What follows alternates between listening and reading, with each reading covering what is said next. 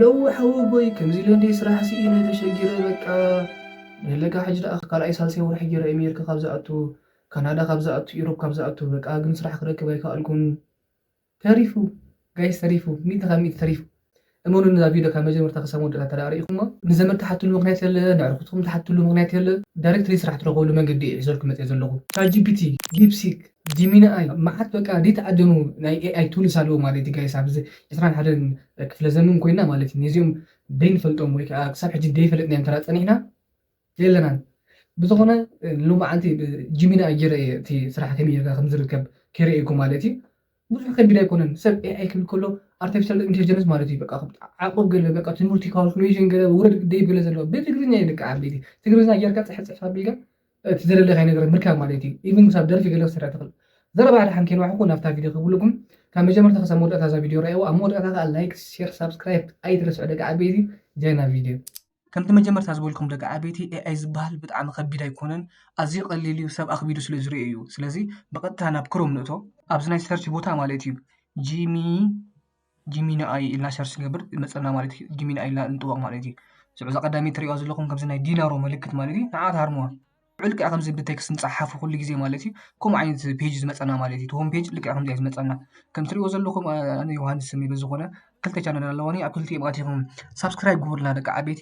ብዝኾነ ሃይ ዮሃንስ ዌር ሹድ ዊ ስታርት ክንጅምር ዶ ገለ እዩ ዝብል ዘሎ ልክዕ ከም ሰብ ጌርኩም ሕሰብዎ ልክዕ ከምዚ ኣማኸር ማለት እዩ ኣማኸር ምስ ኸድካ እንታይ ዝብለካ ኩሉ ግዜ እንታይ ክሰማዓካ ብምንታይ ክንጅምር እዩ ዝብለካ ምሽ ልክዕ እዚ ከዓ ከምኡ ማለት እዩ እዚ ትሪእዎ ዘለኹም ቀዳሚት ምርጫ ዘሎ ትሪእዎ ኣለኹም ክሬት ኢሜጅ ማለት ስእሊ ዲኻ ክሰርሕ ዲኻ ወይ ከዓ ክሬት ሙዚክ ኢቭን ክሳብ ሙዚቃ እውን ክሰርሓልካ ክእል እዩ ቡስት ማይ ዴይ ራይት ኤኒቲንግ ገለ በቃ ብዛዕባ ዝደለኸ ማለት እዩ ሕጂ ደሓን ብዛዕባ ተቐዳሚት ዝበልኳ ነገር ከንፃልኩም ሰብ ማለት እዩ ሕጂ ኣነ ኳሓካሓይሽ ኣዳም ኣብ ኣሜሪካ ወይ ኤሮጳ ከይዳ ማዕረ ክንኡ ስራሕ ኣይትሽግረን እንድያ ግን ክሳብ ክንድኡ ርሕቐት ክኸይድ ይኽእል እዩ ኢለ እየ ሓሳብ ኣምፅእያ ተረዲእኹምኒ ሰብ ኢኻ ወላ ኣብ ካናዳ ወላ ኣብ ኣሜሪካ ኮንካ ስራሕ ክስእን ትኽእል ኢኻ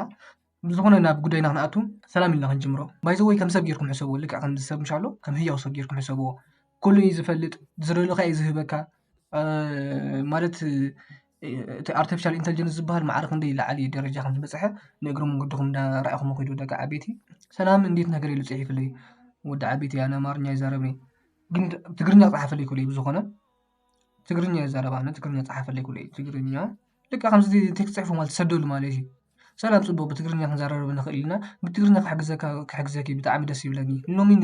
እንታይ ክገብረልካ ትደሊ ንኣብነት ብዙሕ ነገር ፅሒፍለይ ኣሎ ሕጂ ኣነ ድሓን ብቐጥታ ታደሊልና ዘለና ንኣብነት ኣነ ኣብ ኣሜሪካ ኣለኹ ኣነ ኣብ ኣሜሪካ ከምዚ ፀሓፋታ ኣሜሪካ ኣለኹ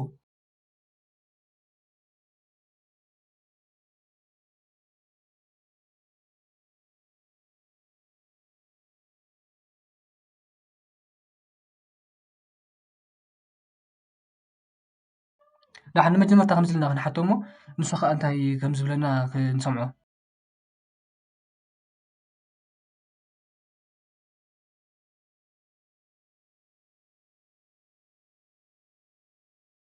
حدش هاجر كونكا صراحة مسألة بتعمي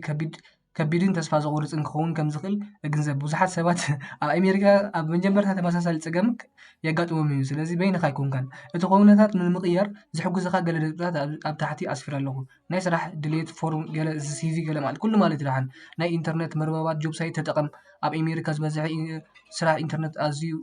بقى بإنترنت سرع بزعي بزعوا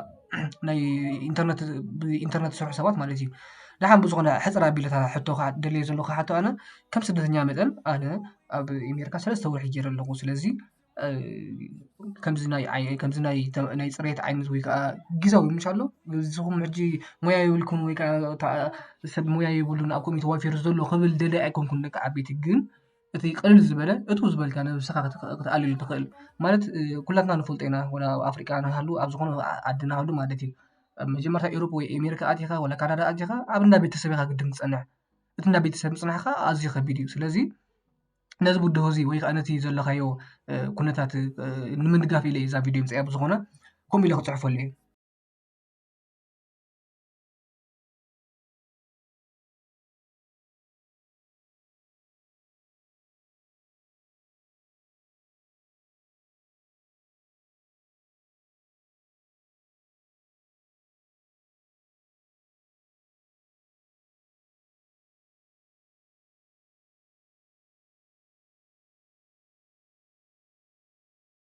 ንኣብነት ካብ ዝመፅእ 3 ወርሒ ጌረ ኣለኹ ኣብ ኣሜሪካ ዋሽንግተን ዲሲ እየ ዘለኹ ዓበይቲ ሆቴላት ወይ ትካላት ቀልጢፈ ስራሕ ክቆፅረኒ ዝኽእላ ትካላት ሓብረኒ ፅፍፍቲ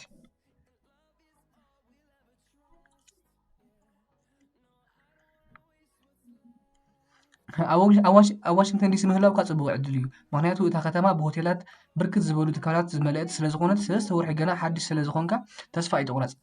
ኣብ ዲሲ ንሓደስቲ መጻእቲ ቀልጢፎም ክቁፀሩ ዝኽእሉ ሆቴላት ትካላት እዞም ዝስዕቡ እዮም ዓበይቲ ሆቴላት ብዝኾነ ደቂ ዓበይቲ እዚ ንሪኦ ዘለና ብጣዕሚ ዝርዝር ኣምፂልና ኣሎ እስኹም ትደልይዎ ንኣብነት ዌይተር ዲኻ ትደሊ ንኣብነት ዌይተር ደሊ ኣነ ዌይተር እየ ዝደሊ ኢለ ክሓቶ ክእል እየ ዌይተር እየ ዝደሊ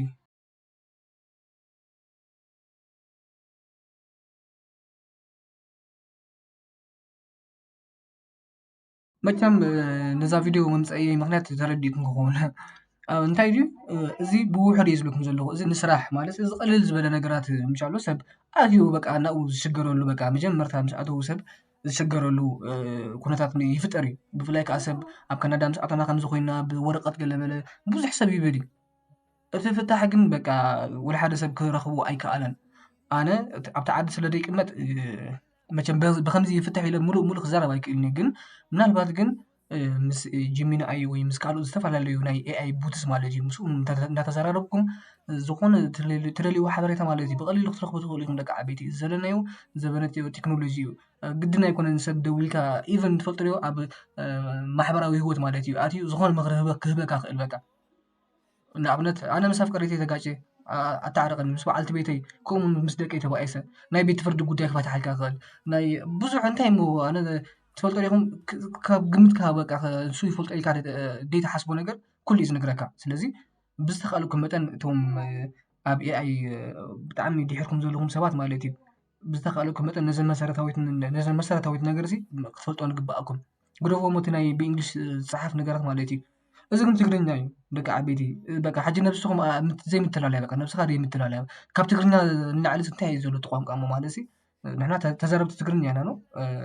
ልዕሊ ትግርኛ ከዓ እንዛረቦ ነገር የለን ስለዚ እዚ ከዓ ብትግርኛ እናፀሓፍካ ዝረዳእካ ኤኣይ እዩ ፕሊስ ጋይስ ሰብ ብዛዕሚ እዩ ዘከብድ ኣነ ንኣብነት ብዘይ ምግናን እዩ ዝብለኩም ዘለኹ ብዘይ ምግናን ካብቶም 10 ዝፈልጦም ሰባት ኣነ ጥራሕ በቃ ብዛዕባ ኤኣይ እንታይ እዩ በቃ ማለት እዚ ጥቕሙን ጉድኣቱን ኩሉ ነገር ዝፈልጥኩስ ብትንክሒት ዝብለኩም ዘለኹ ኣነ ጥራሕ ኣምሹር እዚ ዝብለኩም ዘለኹ ኣብነት እየ ዝብለኩ ዘለኹ ካብ 10 ሰባት ሓደ ሰብ ኢኻ በቃ ተራኺብካ ብዛዕባ ኣብ ከምዝታት ዝፈልጥ ማለት እዩ ሕጂ ንዕኡ ስለ ዝፈለጥካ ፈላጥ ኢኻ ገለ ደይኮነ ግን ብጣዕሚ ብዙሕ ነገር ስለ ዘቃልለልካ ዓበይቲ ብጣዕሚ ብዙሕ ነገር ዘቃልለልካ ኣብ ሂወትካ ኣብ ስራሕካ ኢቨን ከም ዝበልኩኹም በቃ ኣብ ውሽጢ ኣትዩ ከማኸረካ ዝኽእል ቡት እዩ ኣነ በዛ ወገን ክነግረኩም ዶ ማለት ኣብ ኮመንት ከፃሓፉልይ ኣነ ይጋገ ኣለኹ ዲ ኣይጋግን ድሓን ማለት ምስ ነብሰይ ተራዳኢ ስለ ዝገብሮ ንስኹም ከዓ ዝመስለኩም ከፃሓፉ ዝኾነ ፀገም የጋጥመኒ ተረዲኦምኒ የዕሩኽ የማርኽር ወይ ዝኾነ ሓሳብ ምሻሎ መቸም ነቶም ክተገሮም ዝግባእካ ሰባት ትነግር ኢኻ ከም ሰብ ትነግር ኢኻ ከም ተወሳኺ ግን ኣብ ጂሚናይ ኣይሓትት ኣብዚ ጂሚናይ ኣብ ቻት ጂፒቲ ብዙሓት ቡትስ ኣለዉ በዓል ዲፕሲክ ወላ ኣብ ቴሌግራም ኢቨን ኣብ ቴሌግራም ቡት ኣሎ ናይ ኤኣይ ቡት ኣሎ ኣብ ዝተፈላለየ ማለት እዩ ስለዚ ደቂ ዓበይቲ ማለት ነዚ ግዜ ወላ ክንሓልፎ ይከኣል እንተዘይከኣልና ማዕረ ማዕረ እዩ በቃ እግሪ እግሩ ዝተኸድና እዩ እቲ ዝሓሸ ኣነ ማለት ሓቂ ሓይሽ በቃ ከምዚ ሸም ይስማዓና ሓደ ሓደ ግዜ ከምዚ ከማይ ነዚ ነገር ዝፈልጥዎ ነዚ ተረዲኦም በቃ ምሻሎ ወላ ኣይንሕለፎሞ ማዕረ ማዕረ እዩ ግን መኸድና ኣነ በቃ ብጣዕሚ ዝሕገዝ ከምኡ ዓይነት ሰብ ክረክብ ከለኹ ማለት እዩ ብጣዕሚ በቃ ነዊሕ ንዕልል ብዙሕ ፅቡቕ ንዕልል ንዋሃር ማለት እዩ ግዜ ኢኻ ተረዲእኹምኒ ቀደም ምናልባት በቃ ኩሉ ማንዋል ነይሩ በቃ ምሻሎ እቲ ግዜ በቃ ምስ ግዜ ኢኻ ትኸይድ ስለዚ ኣብ መወዳእታ እንታይ ክብለኩም ደልየ ደቂ ዓበይቲ ነዛ ቪድዮ ክሳብ መወዳእታ ክሳብ እዚኣ ዝፀናሕኩም ብጣዕሚ እየ ዘመስግነኩም ካብ ብልቢ ክሰምዑዋ ስለ ዝፀናሕኩም ማለት እዩ ኣብ መወዳእትኡ ግን እዛ ከርእየኩም ፀናሕኩ ብጣዕሚ ቀላል ነገር እያ ኣብ ክሮም ተኣትዉ ጂሚናይ ኣቲኻ እቲ ክትብሎ ዝግባእካ ብትግርኛ ትዛረብ እሱ ከዓ ፍታሕ የምፃልካ ኣምሹር ነዛ ቪድዮ ምስ ረኣኹማ ማለት እዩ በቃ ምስ ነታ ኣፕሊኬሽን ምስ ፈተንኩማ ማለት እዩ ብጣዕሚ ከተመስግኑ እኒአኹም ወላ ኣፕሊኬሽን ኣሎ ወላ ኣብ ክሮም ኣሎ ዶ ኣብ ክልቲኣ ክትረኽቦ ትኽእል ኣብ ብዙሕ ሳይዝ ዝበሃል ኣይኮነን ከም ተደሊቶ ዳ ኣይኮንኩም ወላ ኣብ ኔክስ ከመይ ጌርካ ናቲ ኣፕሊኬሽን ተወርዳ ክርእየኩም ይኽእል እዚ ግን ኣብ ክሮም ኣቲኻ ክትረኽቦ ትኽእል ኢኻ ብዙሕ ኮለል ዘብል የብሉን ማለት እዩ ኣብ ቀፃሊ ብካልእ ቪድዮ ክሳብ ንራኸብ ሰሰናዩ